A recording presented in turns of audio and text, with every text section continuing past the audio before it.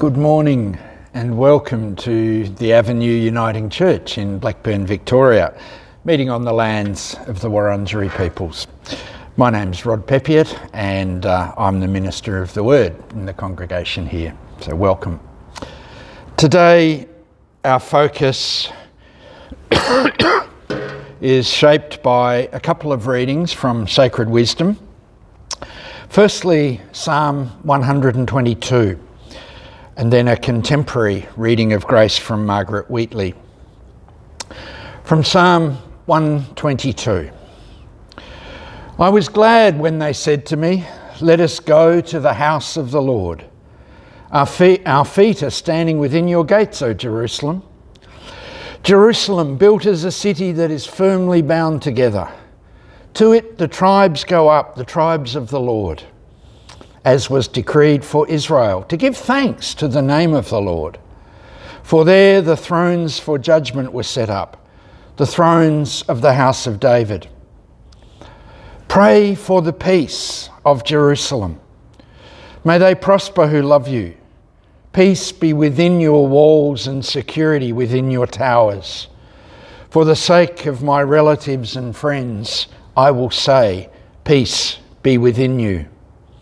For the sake of the house of the Lord our God, I will seek your good. And our contemporary reading of grace comes from Margaret Wheatley from her book, Turning to One Another. There is no power greater than a community discovering what it cares about. Ask what's possible, not what's wrong. Keep asking. Notice what you care about. Assume that many others share your dreams. Be brave enough to start a conversation that matters. Talk to people you know. Talk to people you don't know. Talk to people you never talk to. Be intrigued by the differences that you hear.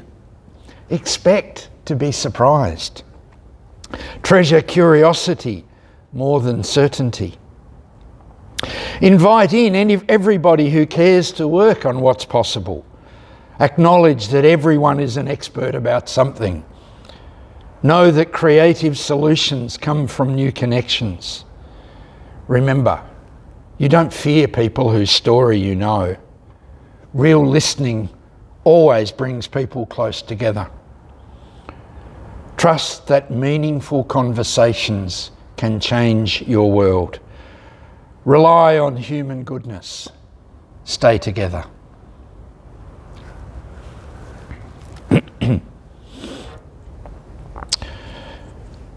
Two years ago, Catherine and I visited the Japanese garden in Portland, Oregon, the western United States.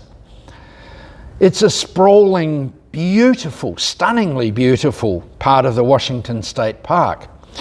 And it was built through the 1960s through to the 1980s, partly as an act of healing Japanese-American relations after World War II. Kind of based on the notion that Margaret Wheatley described. You don't fear people whose story you know. Today it houses the Japan Institute, which helps spread knowledge of and awareness of Japanese art traditions. Now, while I was there, I bought this. It's a small ceramic crane. A crane symbolising peace. It now hangs in the window above my desk here at the church. It's orange because just a few days before we went to the garden, a few of us had made paper peace cranes at Lincoln Street Methodist Church in Portland, where I was working at the time. And the crane that I'd made with a couple of friends that day was orange, because that's my favourite colour. So the little crane that hangs above my desk reminds me of both of those days. And it reminds me that it is a symbol of peace. Many of you will be aware that after the tragedy of the bombing of Hiroshima, one of the ways in which people remembered that and prayed and worked towards peace was the making of origami, paper cranes. And the story is told of the little girl who made 1,000 paper cranes as a prayer of peace. This one was made by my wife Catherine, among lots that she made for a Hiroshima Day remembrance at Elsternwick Uniting Church, where she works. Hiroshima Day is the 6th of August. And on that day, church people made these and they gave them to people passing by the church that day with the simple blessing, "Peace be with you." That put me in mind of the hymn that I love that says, "Put peace into each other's hands." And I love the imagery of that. And the idea for today's witness, and indeed for today's worship here at the Avenue, was born there.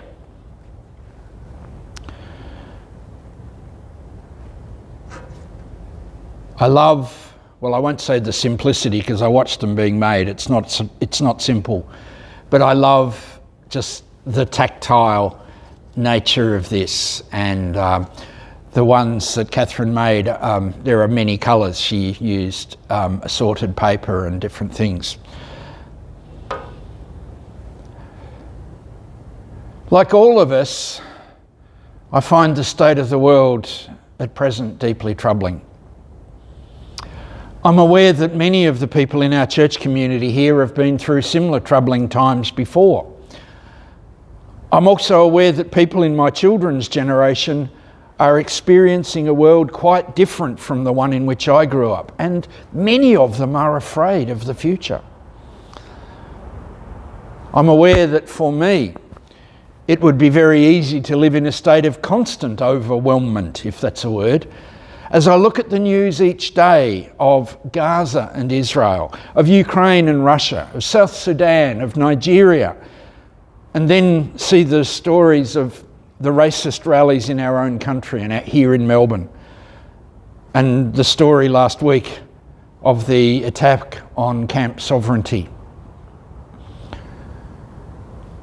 Reality tells us there's not much that any of us can do to respond to the sabre rattling and the inhumanity that is plaguing the world at the moment. But I believe there is something we can do. We can choose not to give up on peace and on the hope of peace. The two readings of sacred wisdom that I read a few minutes ago invite us to reflect on this choice. Margaret Wheatley, in her book Turning to One Another, recognises that peacemaking involves community. What's more, within that community, it also involves the courage and the compassion of mutual vulnerability, engaging together on what really matters to us. Hear her words again. There is no power greater than a community discovering what it cares about. Ask what's possible, not what's wrong. Keep asking. Notice what you care about and assume that many others share your dreams. Be brave enough to start a conversation that matters. I came across those words many years ago now and have held them close ever since, and I come back to them. Assume that many others share your dreams, says Margaret Wheatley. Assume that we're not the only ones dreaming of peace. Assume that we don't have to choose between compassion for the people of Gaza and compassion for the Jewish families who are grieving their loved ones held hostage. We can choose both in compassion and care. And in doing so, there is the assumption that we can put peace into each other's hands.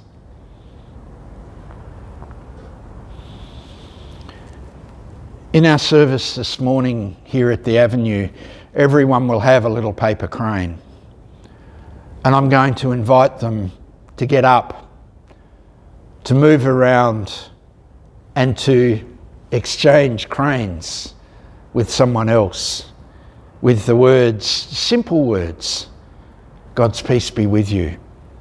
And I'm going to ask them to say their name first and to ask their name if you don't know it, because I know we have some visitors coming.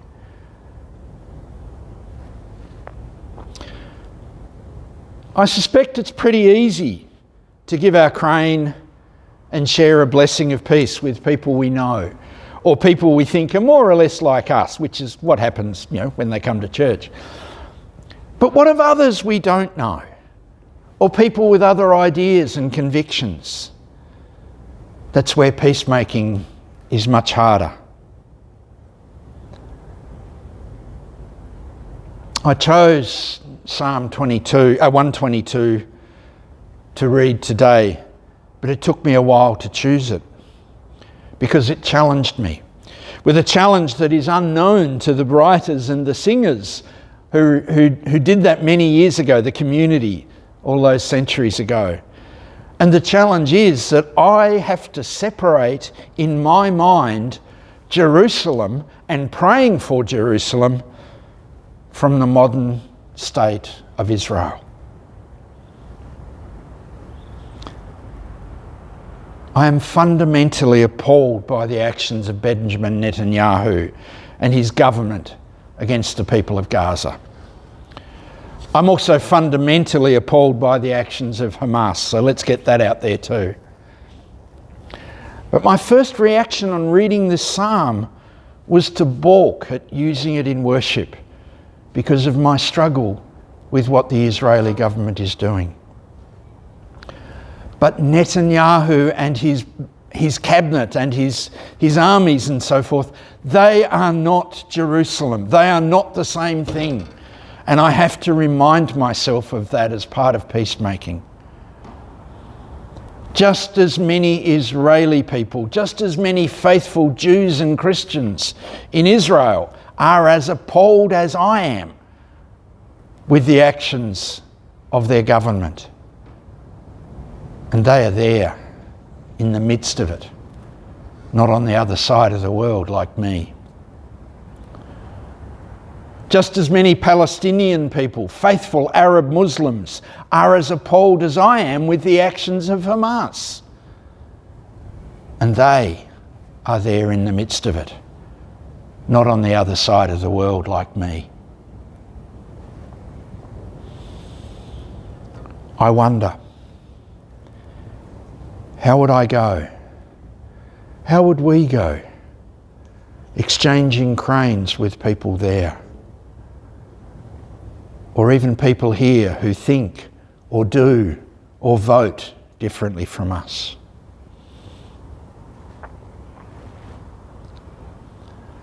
Pray for the peace of Jerusalem. May they prosper who love you. Peace be within your walls and security within your towers. For the sake of my relatives and friends, I will say, peace be within you. For the sake of the house of the Lord our God, I will seek your good.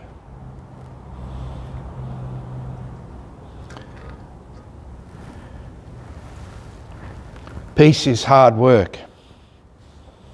It involves much more than making paper cranes or noticing little ones above our desk. It involves resisting the urge to sweep stuff under the carpet. It also involves dealing carefully, creatively, and compassionately with difference. It assumes goodwill on the part of others and assumes that there is something worthy in our shared humanity, something worthy of brave conversation. Would I give Benjamin Netanyahu my crane? Would I receive his? I don't know, to be honest. I kind of hope I would, but I'm not sure. But I know that I can pray for the people of Israel, for the peace of Jerusalem, for the peace of Gaza City and Ramallah and all of the other places, for the peace of Khartoum, for the peace of Washington, for the peace of Kyiv, for the peace of Melbourne. And that's a good start.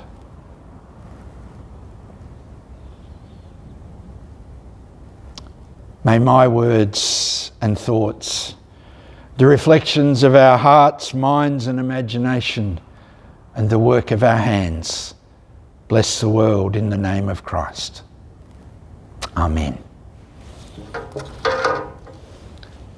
Peace be with you.